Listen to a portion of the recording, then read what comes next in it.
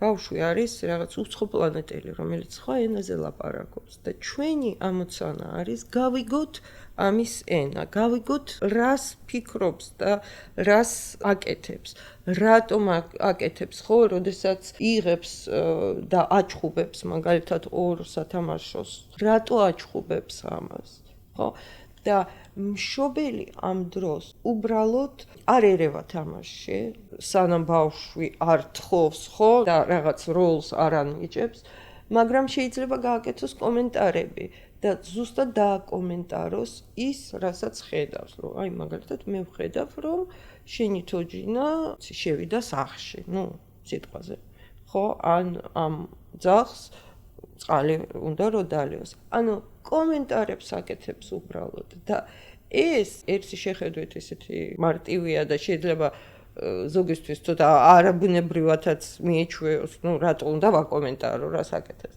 მაგრამ ეს ზუსტად აძლევს ბავშვს განცდას, რომ ის, რასაც ის აკეთებს, არის მშობლებისთვის საინტერესო და მნიშვნელოვანი. ბავშვს შეუძლია, რომ თვითონ შექმნას რაღაცა. არა მიყვეს მშობლის ინსტრუქციას, ხო, როცა მშობელი ეუბნება, აბა ეს რა ფერია, აბა კატა როგორ აკეთებს, ან ძაღლი როგორ აკეთებს, აბა ეს რამდენი ფეხი აქვს, ვიღაცას, ხო? მშობელი სულ არის მასწავლებლის როლში.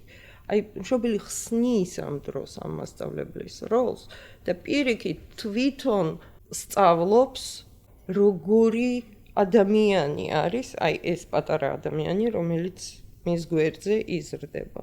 ძალიან ბევრი აღმოჩენა შეიძლება ჰქონდეს მშობელს.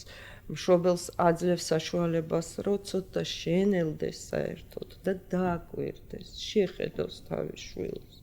აღმოაჩინოს რაღაც ახალი ძლიერი მხარეები, ან ახალი სუსტი მხარეები შეიძლება საკუთარ შვილში. და ბავშვს ეს აძლევს ზუსტად იმ განცდას, რომ ის არის მნიშვნელოვანი, მას უსმენენ, მას შეუძლია რაღაცის შექმნა, ხო, კრეატიულობის განვითარება, ცნობის მოყვარეობის განვითარება. ანუ შენ აძლევ ბავშვს საშუალებას, რომ თვითონ